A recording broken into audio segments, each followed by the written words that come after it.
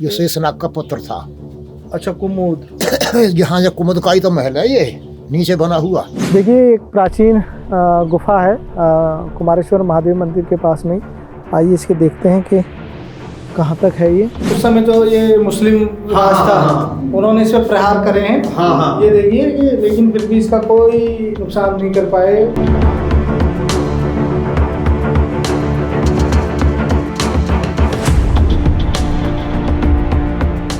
मेरे पीछे आप देख रहे हैं भगवान कार्तिक के द्वारा स्थापित यह कुमारेश्वर महादेव मंदिर, और इसी स्थान पर कहा जाता है कि 3 शिवलिंगों की स्थापना तारकासुर का वध करने के बाद में स्वयं भगवान कार्तिक के द्वारा हुई है। आइए करते हैं इस दिव्य क्षेत्र के दर्शन।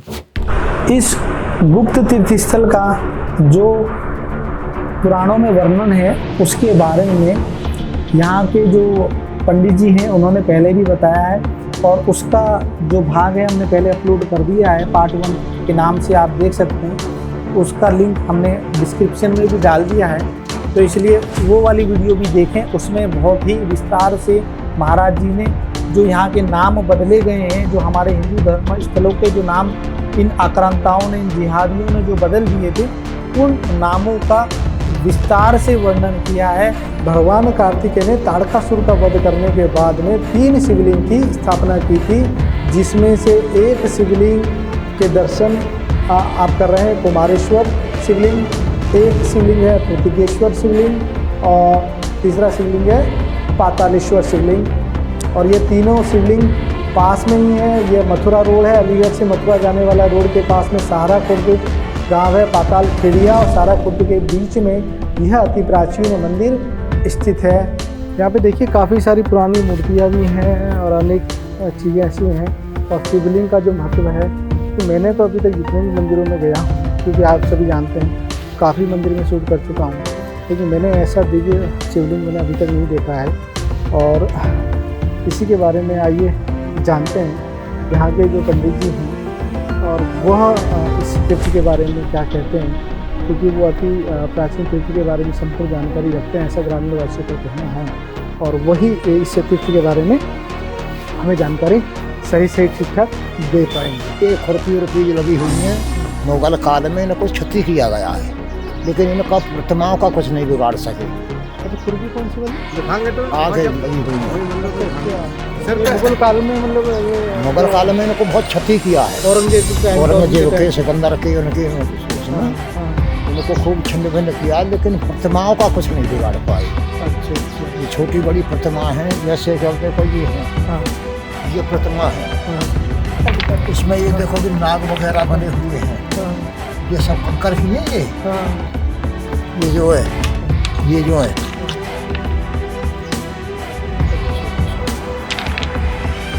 पुरानी शेषनाग की है, पुरानी। अच्छा। किसकी? कुमुद ये शेषनाग का पुत्र था। अच्छा, कुमुद।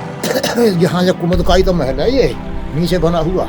अच्छा, नीचे जो है आप 10 फीट ऊपर बैठे हैं। अच्छा। छत पर बैठे हैं। देखो ये जो है, ये दीवार है। ये इसमें कंकर की ये सब जा रही है। अच्छा।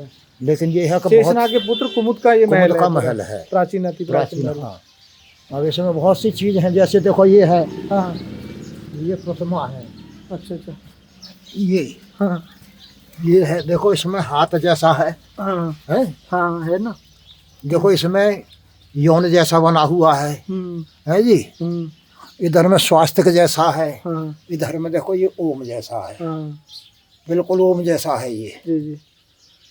ये भी उसी में मिली है? उसी में मिली, पार्वती सरोवर। हाँ, पार्वती सरोवर में। तो लगभग 5-10 हजार वर्ष का पुराना अतीत का विषय नहीं कह सकते, क्योंकि हजारों वर्ष पुराना। त्रेता युग का। त्रेता की बात है कि तब गज वदन सडानन माता सीता जी पूजने के चलिए, तो वहाँ पर सडानन माता नाम आया है। अच्छा।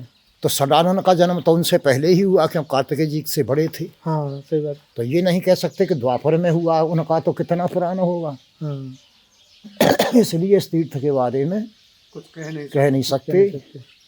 लोग मसरे से ही जानते होंगे कि ये कितना पुराना है। कितना पुराना। हाँ, है कि देवताओं ने जब ये शिवलिंग का स्थापना कर दी थी कार्तिकेय जी ने, हाँ। तो समस्त देवताओं ने कामना की थी, यहाँ सरोवर तैयार किया था और उनसे ये वरदान मांगा था कि जब तक यह तीर्थ यहाँ पर रहे, समस्त तीर्थ और जल यहाँ पर यह रहे। तो सभी देवताओं ने आज्ञा स्वीकार की, तथास्तु कह करके इसको यानी सम्मानित किया या इसका प्रमोशन कर दिया, हाँ। महत्व दे करके। तब यहाँ से कार्तिकेय जी ने शिव जी का अभिषेक किया और सदोजात इत्यादि मंत्रों से उनका पूजन किया। तो यहाँ जो जल है, इसका जो जल था यहाँ से भोजन के लिए ले जाते थे। अच्छा। इसका जो जल अगर किसी भंडारे में डाल दिया जाता था तो ऐसा मानते हैं कि उसमें स्वादिष्ट और भोजन में टूट नहीं पड़ती थी। तो अभी अपने आसपास के लोग भी ले जाते होंगे? हाँ, आसपास के लोग ले जाते थे भंडारे के लिए जल। भंडारे के लिए जल। अब ये सूखा पड़ा है, यहाँ बहुत पक्षी आते थे, तरह तरह के आते थे। अब इसकी देखभाल ही नहीं है। मैंने भी 3-4 बार इसके लिए प्रयत्न किया, लेकिन किसी प्रशासन ने इसको पक्का नहीं बनवा रहे इसको? प्रशासन ने कुछ ध्यान नहीं दे रहा? प्रशासन ने नहीं। 2 बार इसके बारे में सुना भी था मैंने कि तो यहाँ आया कोई पता नहीं, कि तो पैसा लौट गया या प्रधान लोगों के पास में है या आया ही नहीं, लेकिन इसके बारे में कोई कार्रवाई नहीं हुई है। ऐसे दिव्य तीर्थ के बारे में भी आज तक कोई भी देखभाल नहीं है। दयनीय स्थिति को है मेरे से। बहुत ज़्यादा दयनीय स्थिति 40-50 साल से जैसा भी हो रहा है, साधु लोग इसका अपना देखभाल कर रहे हैं। बाहर से अपना जैसा भी है इसको सजीव रखे हुए हैं और प्रयत्नशील है। जैसे कि भूमि भी काफ़ी पड़ी हुई है, भूमि पूरा वहाँ से। हाँ, ये सारी मंदिर की ये सब मंदिर की है, लेकिन समय के आधार से कुछ लोगों ने इसको अपने घेर रखा है, अपने अधीन कर लिया। भोला नाम बन करके अपने अधीन कर लिया, चकबंदी वगैरह में। अगर पुराने से जो देखे जाएं तो ये बहुत बड़ी ज़मीन है और बहुत बड़ा वन है। देखिए, प्राचीन गुफा है कुमारेश्वर महादेव मंदिर के पास में। आइए इसको देखते हैं कि कहाँ तक है ये इसके अंदर। अब तो मच्छर है इसमें, पता नहीं चल रहा है इसमें। चौड़ी चौड़ी ईंटें हैं।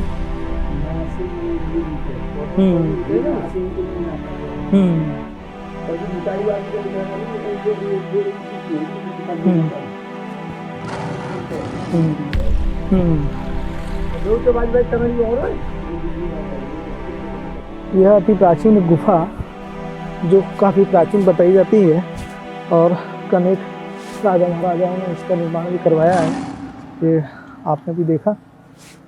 और ये पूरा क्षेत्र कुमारेश्वर महादेव का वो वाला कौन से वाले शिवलिंग है? अच्छा। अच्छा, एक इधर साइड है।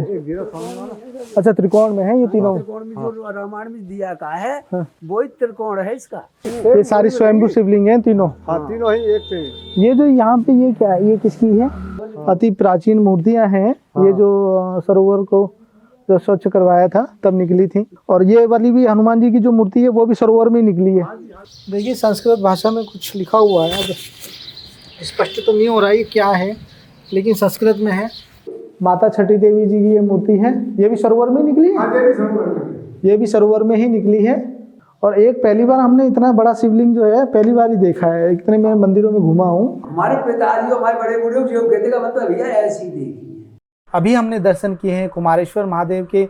आइए अब चलते हैं प्रतिज्ञेश्वर महादेव की तरफ, जो कि जो ये पूरा त्रिकोण बनता है उसके मध्य में प्रतिज्ञेश्वर स्थित है। ये किस चीज़ के? फरसा के बताई गई महाराज जी के वो मुसलमानों ने। अच्छा, जो ये मतलब उस समय जो ये मुस्लिम राज था, उन्होंने इस पर प्रहार करे हैं। ये देखिए, लेकिन फिर भी इसका कोई नुकसान नहीं कर पाए। हर हर महादेव, हर हर महादेव, हर महादेव। पातालेश्वर का जो शिवलिंग है वो भी बिल्कुल कुमारेश्वर महादेव का जो शिवलिंग है उसी तरह का भव्य शिवलिंग है। जैसा मैंने वहाँ पे भी बताया है कि इस तरह का शिवलिंग मैंने जितने ही मंदिरों में गया हूँ पहली बार ही भव्य शिवलिंग मैंने देखा है। और इसी कारण से, इसी जो ये गुप्त तीर्थ है, इसी कारण से यहाँ पर अक्रांता, अनेक अक्रांता यहाँ पर आए इसको नष्ट करने के लिए। लेकिन महादेव की महिमा है कि इसको नष्ट करने में असमर्थ रहे और उल्टे ही यहाँ से भाग निकले। और देखेंगे आप निशान देखेंगे कि कितने प्रहार उन्होंने तलवारों से और उससे कर रखे हैं, लेकिन न तो इसको उखाड़ पाए क्योंकि इसकी जो गहराई है इसका कोई पता नहीं है। इसका कोई पता नहीं है सर, गहराई का कोई पता नहीं है और किसी भी नहीं कर सकते। हमने तो ऐसे ही देखे, हम तो ऐसे ही देखे और हमारे सब ऐसे ही बताएंगे। हमने 2-2 साल पुराने बुजुर्ग सिखाए, हम तो 70 पे 75 पे अब हम हो चुके हैं। और हम तो जो पहले हमारे बड़े बुजुर्ग थे वो भी जो कहते ऐसे ही हमने देखे। और पीछे आपने देखा था कुमारेश्वर, और ये वाला जो शिवलिंग है ये पूरे त्रिकोण में है। ये 3 शिवलिंग हैं जो भगवान कार्तिक के द्वारा बनाए हैं। और इस तीर्थ का आपको डिस्क्रिप्शन में मैं गूगल मैप का भी लिंक दे दूँगा, ये जिससे कि आपको यहाँ पर पहुँचने में आसानी हो सके। अब हम इस गुप्त तीर्थ स्थल के तीसरे शिवलिंग पर आ गए हैं और यह मंदिर इस त्रिकोण पर ही स्थित है, जैसा आपने पहले भी देखा है। और यहाँ के महाराज ने इसके बारे में बहुत ही सुंदर ढंग से वर्णन भी किया है, जो कि आपने देखा होगा। यह अति प्राचीन प्रतिकेश्वर महादेव शिवलिंग के साथ में है। और यह पहला तीर्थ हमने देखा है कि जो अनोखा तीर्थ है। इस तरह के जो शिवलिंग पांडव कालीन जितने भी मंदिर हैं उनमें किसी में भी नहीं है। केवल इसी तीर्थ पर हमको इस तरह के अद्भुत शिवलिंग देखने को मिले हैं। तीनों शिवलिंग जमीन से निकले हुए हैं, इनकी कोई था नहीं है। प्रत्येक शिवलिंग की ऊंचाई 3-4 फुट है और मंदिर के समीप ही पार्वती सरोवर है। दावा है कि संपूर्ण भारत में भई माता का यह एकमात्र मंदिर है। श्रावण मास के प्रत्येक सोमवार को दर्शन के लिए लाइन लगानी पड़ती है। मंदिर पर धार्मिक अनुष्ठान के साथ मेले का आयोजन भी होता है। डिफेंस ऑफ हिंदू की अगर ये वीडियो आपको ज्ञानवर्धक लगे तो कृपया करके चैनल को सब्सक्राइब कर लें और वीडियो को अवश्य लाइक कर लें।